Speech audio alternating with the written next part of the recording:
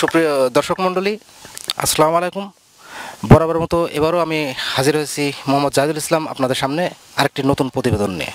তো দর্শক, প্রথমে আপনাদেরকে আমি জায়গাটার নাম বলে দিই। আজকে আমরা আপনাদেরকে নিয়ে এসেছি ঝিনাইদহ জেলার মহেশপুর থানা খানপাড়া নামক একটি গ্রামে। তো দর্শক, এখানে আমরা আপনাদেরকে নিয়ে এসেছি জুয়েল ভাইয়ের এই খামারটা দেখানোর জন্য। তো জুয়েল ভাই এক অভিজ্ঞ গরু খামারি, এতে কোনো সন্দেহ নাই। এবং ওনার আমরা জানতে পারি যে উনি গরু ফ্যাটেনিংয়ের বিষয়টা দিকে একটু বেশি ফোকাস করেন। ওনার গাভী গরু আছে 2-3টা। তো পাশাপাশি উনি গরু মোটাতাজাকরণ এইটা আপনার বছরে 3বার রুলিং করে থাকেন।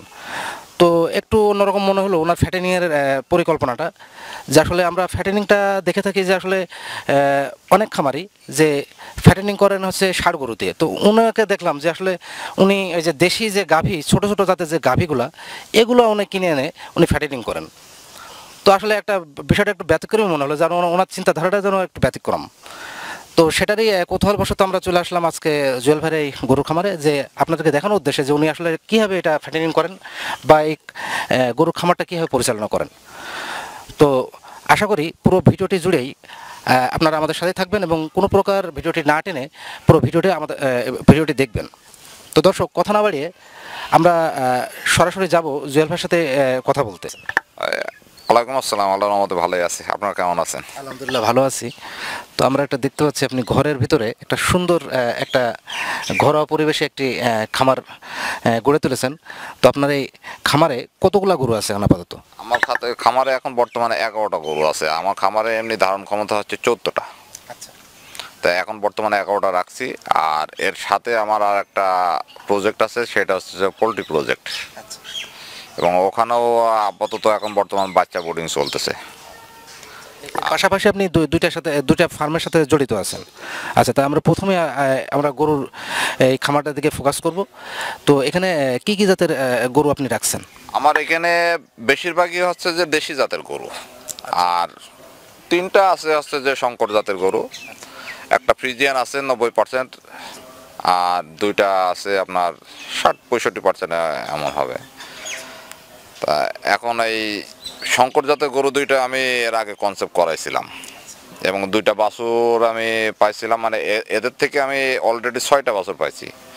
তো 6টাই বিক্রি হয়ে গেছে। এই 2টা বাছুর রিসেন্টলি বিক্রি করেছি 6 মাস বয়সে। 2টা বাছুর বিক্রি করেছি 1,47,000 টাকা। এদের বয়স কত করে হয়েছিল? এদের বয়স 6 মাস বয়স হয়েছিল। বাছুর 2টা বয়স হয়েছিল 6 মাস। কত দামে বিক্রি করছেন বললেন? 1,47,000 টাকা। অনেক অল্প সময়ে তো, মানে মাত্র 6 মাস বয়সের বাছুর, 6 মাস বয়সের বাছুর 1,47,000 টাকা বিক্রি করছিলাম। কোনো মেয়ে বাচ্চা ছিল এগুলা? না, এটা হচ্ছে যে পুরুষ বাচ্চা। 2টাই পুরুষ বাচ্চা। এবং আমি দেখলাম যে বাছুর, বিশেষ করে ছোট গরু বিক্রি করা লাভ বেশি।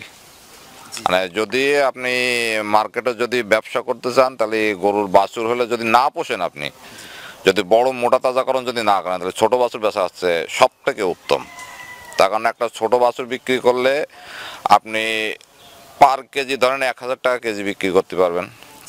আর আপনি যখন ফ্যাটেনিং করে বিক্রি করবেন, তখন আপনার মার্কেট মূল্য এখন বর্তমান 1 কেজি গরুর মাংস হচ্ছে 500 টাকা। তা তখন সেই হিসেবে আপনার ওই 500 টাকা কেজি দরে বিক্রি করতে হবে। তা আমার বাছুরগুলো 70 কেজি করে, মানে 70-75 কেজি করে বডি ওয়েট ছিল 6 মাস বয়সের বাছুর। অল্প সময় তো অনেক গ্রোথ। তো এটা কিভাবে সম্ভব, এটা আমাদের কাছে যদি বলতেন। কি, আমি হচ্ছে যে গরুর দুধ দেওয়াটা একটু কম করতাম। মানে নিজের থেকে একটা কৌতূহল দেখলে আমি ইন্ডিয়াতে গেছিলাম। ইন্ডিয়াতে আসার পরে দেখলাম যে গরু ঘষে দিয়ে নিয়ে যেত, এসে দেখি যে দুধের হিসেব মানে গরমের কথা ছিল। আমার হচ্ছে তোমার দুধই দেবো না, আমি দুধই আর দেবো না। তো বলছে আপনার বাছুর তো খাতি পাবে না। বাছুর খাতি না পারে, তখন আমি দেখবো। তখন ওরে কিছু টাইম হচ্ছে এনজাইম দিতাম। এনজাইম এটার কাজ কি? এটার কাজ হচ্ছে যে ওর হজম ক্ষমতাটা বাড়িয়ে দেওয়া। তখন দেখলাম যে আমার বাছুর 2টা গরুর, একটা 6 কেজি হইতো, একটা 4.5 কেজি হইতো।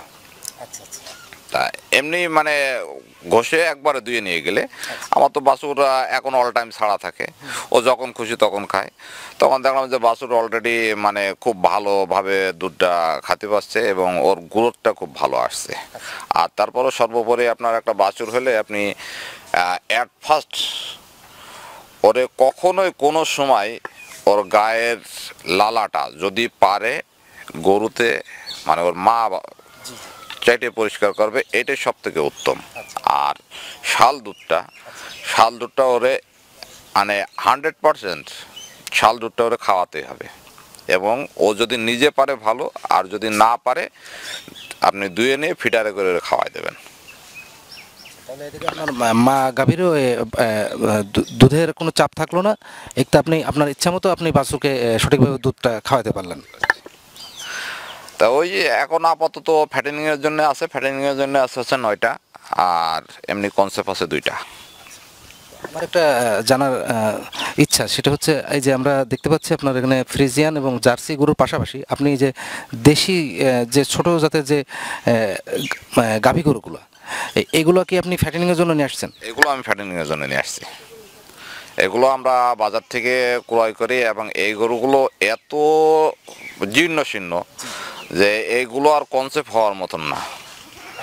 এটা যদি আপনার প্রান্তিক পর্যায়ে কোনো চাষির কাছে থাকে তাহলে মিনিমাম আপনার 6 থেকে 8 মাস সময় লাগবে এর কনসেপ্টে নিয়ে আসতে।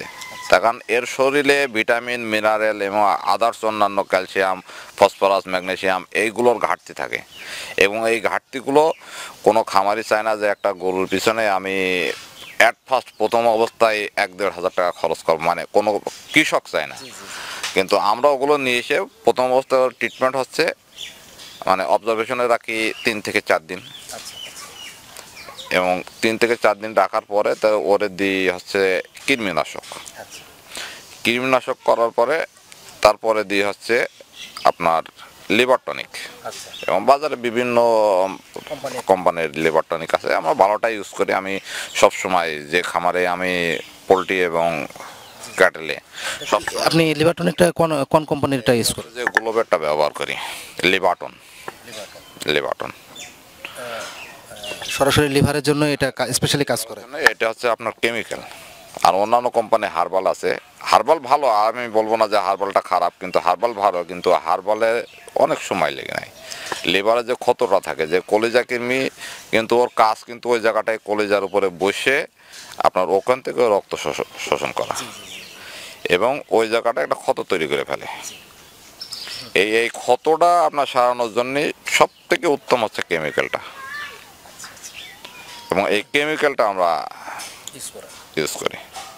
এখন অন্যান্য কোম্পানির এসছে, যে রেনেটা, সেদিন রেনেটার এক ভদ্রলোক আমার বললো যে ভাই আমাদের একটা কেমিক্যাল এসছে। তা রেনেটা আসলে ভালো কোম্পানি, তারপর আমার চয়েস হয় গ্লোবেরটা। গ্লোব ছোটো কোম্পানি হলো, আমি অনেক দিন ধরে এটা, তারপরে এটা হচ্ছে লিভার টনিক করার পরে 5 থেকে 7 দিন পরে আমি একটা মাল্টিভিটামিনের ডোজ দিই। মাল্টিভিটামিনের ডোজ দেওয়ার পরে তারপর সাথে মুখে চলে আসছে আপনার অ্যামোইনো অ্যাসিড। বিভিন্ন কোম্পানির আছে, একমির আছে, এসিআর আছে। তা আমি বায়োগার্ড খাই, বেশিরভাগ বায়োগার্ড খাই। এসিলকও খাওয়াতাম, বায়োলক খাওয়াতাম। তা ওরা দেখতে হবে যে গরুটা আমার খাচ্ছে কিনা। এবার গরুটা না খেলে ওর কিছু সমস্যা থাকে, যে আমি হয়তো ওরা যে খাবারটা দিচ্ছি এই খাবারটা ডাইজেস্ট করতে পারছে না। কিন্তু আপনার অ্যাট ফার্স্ট প্রাথমিক অবস্থায় আপনি ব্রুট খাবার অর্থাৎ দানা খাবারটা বেশি দেবেন না, তার কারণ ও কিন্তু ওর উপর অভ্যস্ত না, ওরে আস্তে আস্তে অভ্যস্ত করতে হবে। যখনই আপনি ব্রুট খাবারটা বেশি দেবেন কিন্তু ওর হুট করে আবার রুচিটা সরে যেতে পারে, আঁশ জাতীয় খাবারটা বেশি দেবেন। আর সর্বোপরি আরেকটা কথা বলবো, আপনারা যদি মানে আমার এই লাইভটা যদি কেউ দেখে থাকেন, তা গরু ফ্যাটেনিংয়ের ক্ষেত্রে সব থেকে উত্তম হচ্ছে UMS, ইউরিয়া মোলাসেস স্ট্র। এটা আপনার 3টে উপকরণ, চিটাগুড়, খড় এবং ইউরিয়া, এই 3টার মিশ্রণে একটা পরিমাণ আছে। এই পরিমাণ অনুযায়ী আপনি মিশ্রণ করে দিনের বেলায় খাওয়াবেন, কখন পরিমাণটা আমাদেরকে একটু বলেন। পরিমাণটা 1 কেজি খড়ের জন্য আপনার আধা কেজি পানি ইউজ করতে হবে। আর আধা কেজি পানির সাথে আপনার 250 গ্রাম মোলাসেস অর্থাৎ চিটা গুড় আর 30 গ্রাম আপনার ইউরিয়া, এটাতে সুন্দরভাবে খড়টা প্রক্রিয়াজাত করে আপনি কিছুক্ষণ ঢেকে রাখলেন, মানে খড়টা নরম হয়ে যাওয়া অবস্থা। তারপরে আপনি আধা ঘন্টা পরে, মিনিমাম আধা ঘন্টা পরে আপনি গরুরে খাইতে দিতে পারেন। এবং এটা আপনার দিনের বেলায় সূর্য ওঠা, মানে ওঠার থেকে সূর্য অস্ত যাওয়া পর্যন্ত এটা আপনি খাওয়াবেন। এবং সতর্কতা অবলম্বন করার জন্য গরুর খাওয়ানোর 1 ঘন্টা আগে আপনি গরুরে পানি খাওয়াই নেবেন, আর গরু খাওয়ার 2 ঘন্টা পরে পানি দেবেন, মানে শেষ হয়ে যাওয়ার 2 ঘন্টা পরে। আর নইলে আপনার বিষক্রিয়া হতে পারে। আর বিষক্রিয়ার জন্য আপনি ভিনেগার রাখতে পারেন, অর্থাৎ বাড়িতে অনেকেই আচার তৈরি করার জন্য বলে সিরকা, তো এই ভিনেগারটা আপনি বাড়িতে রাখতে পারেন একটা গরুর জন্য, মিনিমাম আধা লিটার ভিনেগার।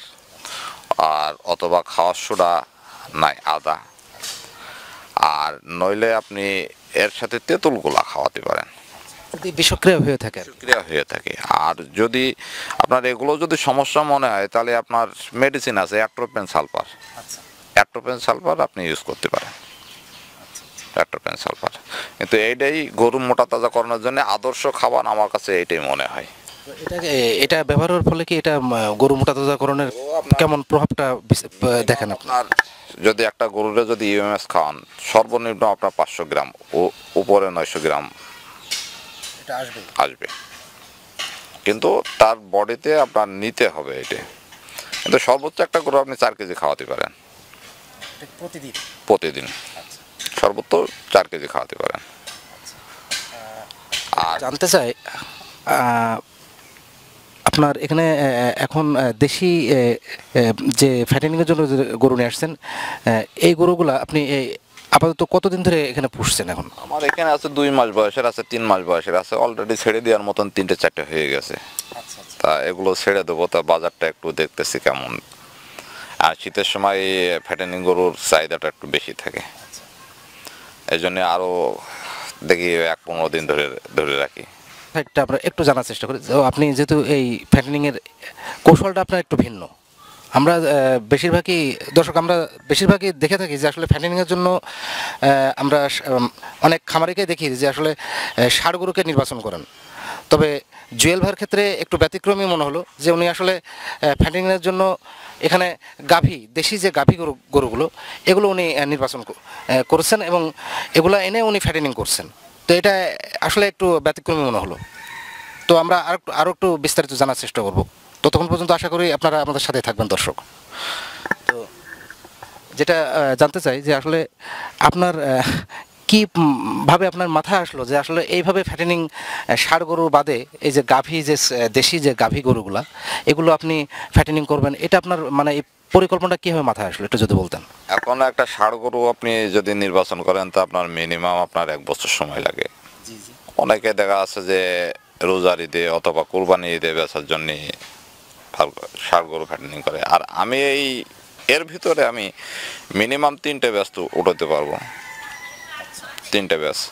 তবে একটা গরু আমার কিনতে গেলে মিনিমাম হচ্ছে যে যদি আমি ফ্যাটেনিংয়ের জন্য একটা গরু কিনি, তা 70 থেকে 80 হাজার কি 90 হাজার টাকা কেনা লাগবে। আর আমার এখানে গড় এভারেজ গরু আছে 25,000 টাকা, 25,000 টাকা। তা আমার এখানে পুঁজিটা ইনভেস্ট করা লাগছে কম।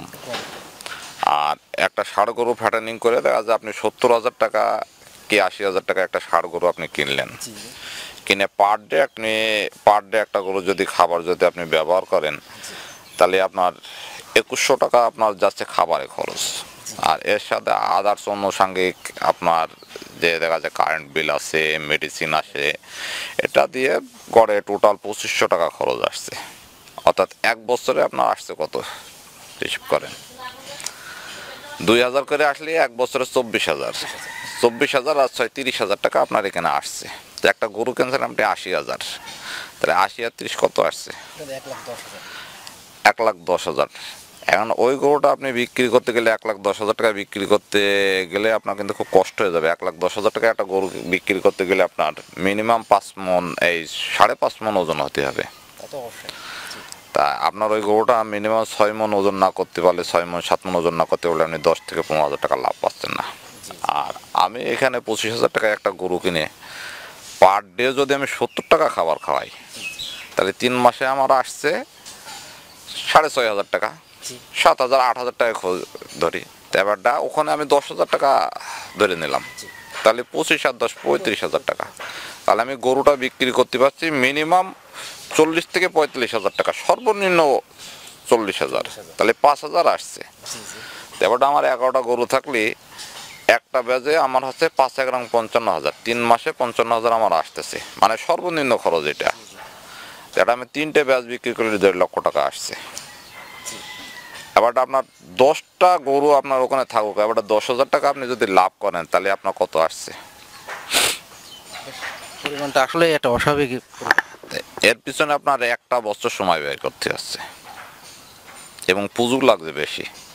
আপনার মূল উদ্দেশ্য হচ্ছে আপনি বছরে 3টে রুলিং করবেন। আমি বছরে 3টা রুলিং, মানে ম্যাক্সিমাম আমার 3টে রুলিং হয়, মানে 3 মাস করে 9 মাস, আর গড়ে দেখা যায় শীতের সময় একটু কম রাখি। তো এই ব্যাস বেচার পরে হয়তো বা 6 7টা থাকবে। তাহলে আবার মাঘ মাসের শেষের দিকের থেকে ফাল্গুন মাসের থেকে আবার গরু কিনা, মানে ফাল্গুন মাসে আমার গরু আবার পুরো উঠে যাবে, নতুন একটা ব্যাচ উঠবে। এবং এদের খাবার খরচটা ষাঁড় গরুর থেকেও কম। মানে ষাঁড় গরুর পিছনে যে খরচটা এটা অনেক কম। যেটা হিসেব দিচ্ছে ওটা সর্বোচ্চ হিসেব, ওটা সর্বোচ্চ হিসেব। কিন্তু এখানে যে ছোট, যে আমার এখানে আপনি ঢুকলে দেখতে পারবেন ছোট ছোট গরুগুলো আছে, ওগুলো 3 কেজির উপরে খাবার খেতে পারে না, চাহিদা খুবই কম। কিন্তু 3 কেজি খাবার খালে আমার ওখানে কত আসছে। আর এর সাথে আমার সাপোর্টিং যে ব্যবসাটা আছে, যে পোলট্রি ফার্মটা, তো এটাও একটা কৌতূহল বশত করা। আমার ছোটোবেলার থেকেই এই গরু ছাগল এগুলোর উপরে একটু আগ্রহ বেশি। তা এই আমার পাশে একটা ফার্ম স্টার্ট হবে, তা আমি ওখানে যেয়ে বসে থাকতাম যে এরা কিভাবে চাষ করবে মুরগি। আমার অবশ্যই এর আগে হচ্ছে যে আমি যুবতে 18তম ব্যাচে ঝিনেদাতে প্রশিক্ষণ নিয়ে আসছিল, কিন্তু আমি পোলট্রি সেক্টরটায় যাব এমন একটা চিন্তা ভাবনা আমার ভিতরে ছিল না। তা ওখানে যে বসে থেকে আমি, ভাই কিভাবে পালো, কি করো, তা অনেকেই টিপস দিতে চায় না, বলতে চায় না। তা আমি বলছি যে ভাই তোমরা তো ফিডের ব্যবসাও করো, তা আমি কিছু মুরগি পালতে চাচ্ছি, ঘর করবো, তা কি করব? তা বলছে করেন দেখা যাবে, করেন দেখা যাবে। তখন মনের ভিতরে একটা জেদ এসে গেল যে আমি পারবো না, আর আমার সহযোগিতা করছে না, তা আমি দেখি কি আছে। তারপরে আমি ওখানে একবারে 2,000 মুরগি জায়গা করলাম, অনেক সব পোলট্রি এগুলো সবই ব্রয়লার। একবারে 2,000 মুরগি জায়গা করলাম করে প্রথম ব্যাচে আমার একটা ভালো একটা মানে লাভ আসছিল। তা আমি যাবৎকাল পোলট্রি সেক্টরে আমার মাত্র 9,000 টাকা লস হয়েছে। আমার 5 বছর পড়লো পোলট্রি সেক্টরটা। আমরা আরেকটু জানতে চাই যে আমরা আপনার এখানে একটা গরুর ইউটেরাস, যেটা বাংলাদেশ জরায়ু বলে, ওটা একটু বেশি, মানে একটু অস্বাভাবিক মনে হলো। আমরা একটু দেখবো এটা, মানে আসলে এটার কি মানে কি বিষয় এটা। তো আমরা ওই জায়গাটায় যাই, আমরা দেখি। এই গরুটা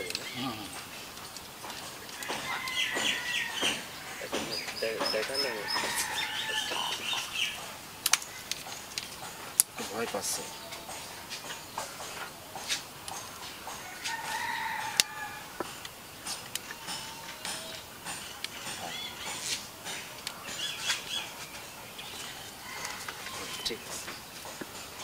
আমরা আপনার কাছে একটু জানতে চাই যে আমরা যেটা যে জার্সি গরু যেটা বলছেন, এটার জরায়ুটা একটু অস্বাভাবিক মনে হলো, এটার বিষয়ে যদি আমাদেরকে একটু বলতেন। আর বিশেষ করে ম্যাক্সিমাম ক্ষেত্রে জার্সি গরু জ্বরের একটু সমস্যা হয়, তার কারণ আমরা যে বীজটা দিই, যে ওর হয়তো ধারণ ক্ষমতা হয়তো 50% কি 60%, আমরা হয়তো 100% দিয়ে নিলাম, কিন্তু বাছুরটা অনেক বড় হয়। ওই বাছুরটা প্রসব করার সময় জ্বরের সমস্যা হয়, এটা একটা কারণ। আর দ্বিতীয় আর একটা কারণ, বিশেষ করে গাভী গরুর ক্যালসিয়ামের ঘাটতি হয় বেশি। তার কারণে শরীর থেকে যে দুধটা আসে এটা তো সম্পূর্ণ ক্যালসিয়াম এবং মিনারেলের ঘাটতি হয়, এই কারণেও হইতে পারে। আর আমার এটা হঠাৎ করে দেখা দিছিল, দেওয়ার পরে বাচ্চাটা তখন 6-7 মাস কনসেপ্ট, তখন এই ইউটাসটা বেরিয়ে আসতো। তো আমি ওই পরিষ্কার করে ভিতরে ঠেলে দিতাম। ভিতরে ঠেলে দেওয়ার পরে তারপরে দেখলাম যে না, এটা ওইভাবে আর হচ্ছে না। তারপরে আমি সেলাই দিয়ে রাখলাম, মানে বাচ্চা প্রসবের পরে সেলাইটা কেটে দিলাম। দিয়ে সেলাইটা কে করছিল? সেলাইটা প্রথম করছিলাম এক ডাক্তার দিয়ে, তার পরবর্তীতে 3বার সেলাই দেওয়া আছে এটার। মানে আমি মানে ওই জায়গাটায় যদি কোনো সময় ক্ষত হয়ে যায়, দেখা যায় অনেক সময় দেখা যাচ্ছে যে আমার বেখেয়ালির কারণে কি কোনো অ্যান্টিবায়োটিক ওখানে পাউডার দিচ্ছি না, হয়তো কয়েকদিন দেওয়া পড়েনি, তখন ওখান থেকে সরায় আর একটু অন্য জায়গার থেকে একটু দিয়ে নিই, এইভাবে রাখছি। কিন্তু গরুটা বিক্রি করে দেওয়ার একটা চিন্তা ভাবনা ছিল। আমি বাজারেও নিয়ে যাব, লোকও নিয়ে আসছিলাম, গাড়ি আসছিল। তা আমার আম্মা বললো যে গরুটা যে বিক্রি করে দিবা, কিন্তু গরুটা হয়তো বাজারে নিয়ে যে বিক্রি করবা, তাই এমন একজন ব্যক্তি গরুটা কিনবে, হয়তো তার এই গরুটা কেনাই হয়তো তার আছে সম্বল, মানে ওই পুঁজিটাই হচ্ছে তার আছে যে শেষ সম্বল। কিন্তু সে নিয়ে যে কি করবে, তুমি তো জানো শোনো এবং তুমি তো এটা পালতি পাচ্ছ, কিন্তু এটা বিক্রি করো না। তা আমি দেখলাম যে না, কথাটা যখন মুরব্বী বলতেছে, তখন আমি আর গরুটার বিক্রি করলাম না। কিন্তু আল্লাহর রহমতে ওর যে বাছুরটা কনসেপ্ট হয়েছিল 1.5 বছর, তো ওইটা আর একটা ওই 2টা দিয়ে আমি প্রথমে বলছিলাম যে 2টা 1,47,000 টাকা বিক্রি করলাম। এবং বিশেষ করে যদি কোনো খামারি পর্যায়ে যদি কেউ যদি বাইরের থেকে কোনো গরু কেনেন, বিশেষ করে এই শঙ্কর জাতের গরু যদি কেনেন, তাহলে ইউটাসটা সম্পর্কে অবশ্যই মানে জেনে বুঝে কিনবেন। মানে বিশেষ করে শঙ্কর জাতের গরু যদি ভালো দুধ হয়, তাহলে এই গরুগুলো কোনো খামারিরা বিক্রি করতে চায় না। বিক্রি কখন করে, যদি ওর কোনো সমস্যা হয়, আর্থিক সমস্যা। আর বিশেষ করে আর্থিক সমস্যা যারা মানে ফার্মিং পর্যায়ে আছে, তাদের হয়তো অন্য একটা বাছুর বেচে সেই সমস্যাটা মিটলো, কিন্তু একটা ব্রুট গরু বিক্রি করতে চায় না। বিক্রি করবে কখন, যখন হচ্ছে যে ওর সমস্যা হবে, হয়তো বা এই গরুটা কনসেপ্ট করছে না, এই গরুটা ইউটাসের সমস্যা, এই গরুটা হয়তো বা দুধ দিতে দিতে ম্যাস্টাইটিসে দেখা যাচ্ছে 2টা বাট কে একটা বাট নষ্ট হয়ে গেছে, ওই তখন বিক্রি করবে, তার আগে কিন্তু বিক্রি করতে চায় না। এই জন্যই খামারি ভাইরা যারাই বিশেষ করে আপনারা নতুন কেউ খামার করবেন, যদি ডেইরির জন্য করেন, তাহলে এই 2টা জিনিস খেয়াল রাখবেন। সেটা হচ্ছে যে ওই গরুটা হিটে আসছে কিনা, হিটে আসবে কিন্তু কনসেপ্ট হয়েছে কিনা, আর দ্বিতীয়ত ইউটাসের সমস্যা আছে কিনা। ইউটাসের সমস্যা থাকলে কখনোই কিনবেন না। একটু জানতে চাই যে যদি কোনো নতুন খামারি, আপনি যেহেতু এখানে 11টা গরু নিয়ে আপনি শুরু করছেন, তো কোনো নতুন খামারে হয়তো তার এতটা অ্যাসেট নাই, হয়তো 2টা কি 3টা আপনার মতো এরকম দেশি গাভী দিয়ে মানে ছোট এই ধরনের ফ্যাটেনিংয়ের জন্য কম পুঁজি দিয়ে করতে চাই, তো তার কীভাবে শুরু করা উচিত বলে আপনি মনে করেন? আমি আশা করি যদি কেউ এই পেশায় আসেন, তাহলে নির্দ্বিধায় আসতে পারেন এবং স্বল্প পুঁজিতে, এটা বলতে পারবো যে হালাল রুজি খেয়ে হালাল পথে বেঁচে থাকতে পারবেন। অবশ্যই সম্ভব। কারণ একটা গরুতে আপনার, যদি আপনি ছোট পর্যায়ে পোষেন, তো একটা গরুতে আপনার মিনিমাম পার মাসে 3,000 টাকা দিয়ে যাবে। আপনি যদি একটা গরুর পিছনে 70 টাকা ব্যয় করেন, তো 70 টাকা পাবেন। অর্থাৎ 3টে গরুর পিছনে যদি আপনি ব্যয় করেন হচ্ছে যে 200 টাকা, তাহলে 200 টাকা পাচ্ছেন, তাহলে আপনার পরের খেতে কামলা খাটতে যেতে হবে না। কিন্তু আমি এটাই বুঝি যে হালাল রুজিতে বেঁচে থাকার একটা মজাই আছে আলাদা। আপনার মতে এটা যারা বেকার ভাইরা আছে, যাদের এই ধরনের সুযোগ আছে, তা এটা করে কি বেকারত্ব দূর করা সম্ভব বলে আপনি মনে করেন? অবশ্যই। তার কারণ হচ্ছে যে আপনি চাকরির পিছনে ছুটবেন না। আমি এটাই বলবো, চাকরির পিছনে ছুটবেন না। একটা সরকারি চাকরি করতে যাবেন, আপনার মিনিমাম 14 থেকে 15 লক্ষ টাকা ব্যয় করতে হবে।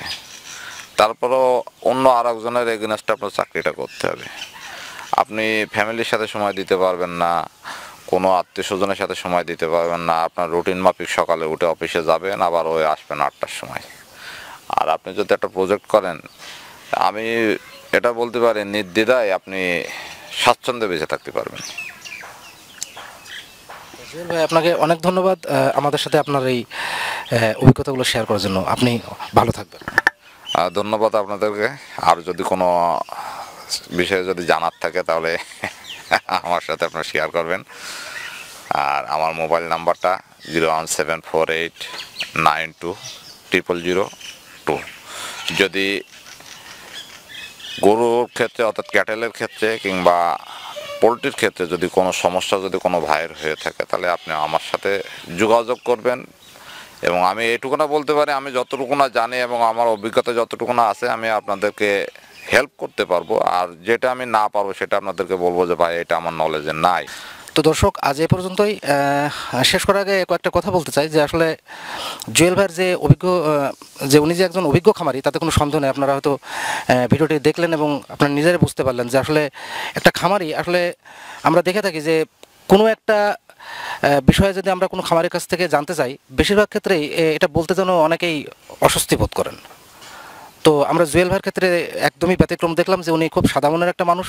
তেমনই মনে হলো যে ওনার সাথে কথা বলে উনি কোনো ধরনের কোনো কিছু না লুকায়, উনি একদম ফ্রেশ মনে উনি সব কিছুই আমাদের সামনে একদম তুলে ধরলেন। উনি কীভাবে এই যে দেশি গরুগুলা, উনি এই গাভী গরুগুলা এগুলো কী দামে কিনেন, কি মানে কয় মাস পোষেন, তার টোটাল একটা ধারণা দিলেন। এবং ওই যে আমরা যে গরুটা দেখলাম ওই যে আপনার ইউটেরাসের যে প্রোল্যাপস, তো সেটা সম্পর্কে উনি বললেন। এবং সবথেকে একটু অদ্ভুতই ব্যাপার ছিল যে আসলে প্রোল্যাপস খুব একটা জটিল একটা ব্যাপার, জরার যে সেলাই করার ব্যাপারটা উনি নিজে এটা করছেন। তো আসলে এর দ্বারা বোঝা যায় যে উনি একজন অভিজ্ঞ খামারি।